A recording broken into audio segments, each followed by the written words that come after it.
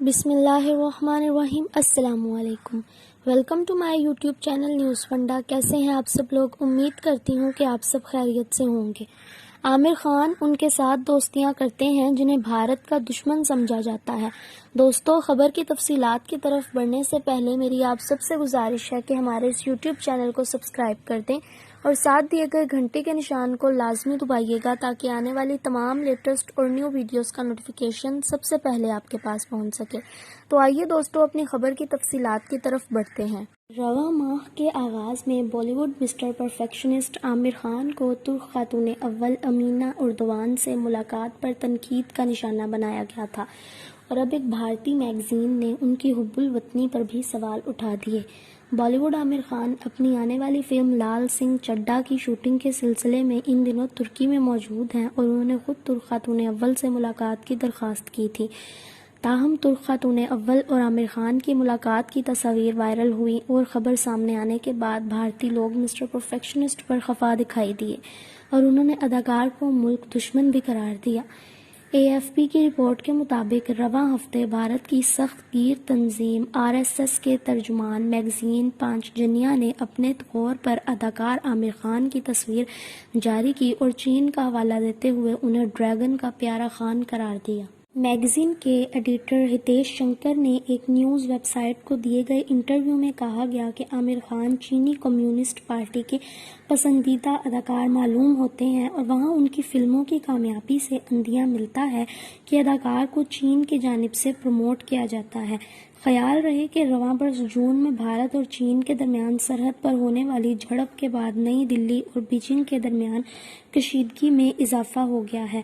ہتیش شنکر کا کہنا تھا، رجب طیب اردوان کی حکومت کشمیر کے معاملے پر بھارت کے اقدامات کی مخالفت کر رہی ہے۔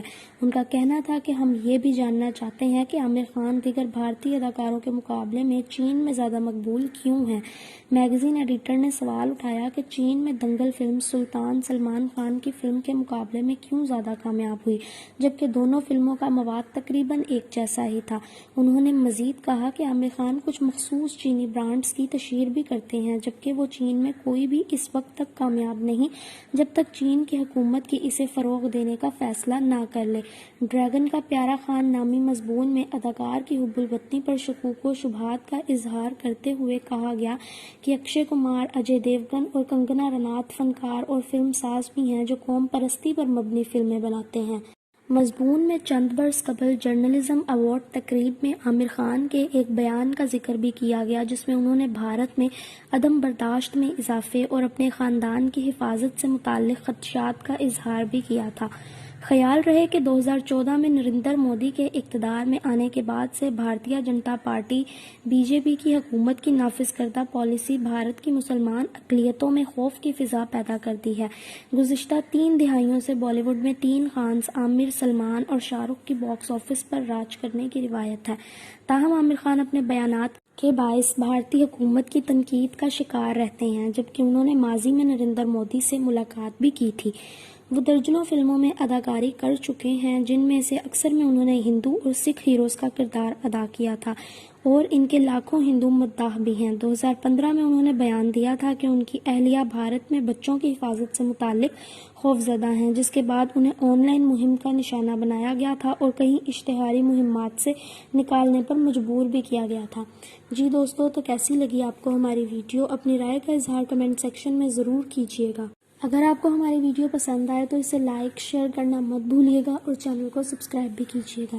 دوستو، آپ کا اس موضوع پر کیا رد عمل ہے؟ ہمیں اپنی رائے کا اظہار کمنٹ سیکشن میں کر کے ضرور بتائیے گا۔ اوکے دوستو، اگلی ویڈیو تک یوں ہی ہمارے ساتھ بنے رہیے گا، دعاؤں میں یاد رکھیے گا۔ اللہ حافظ پیارے دوستو۔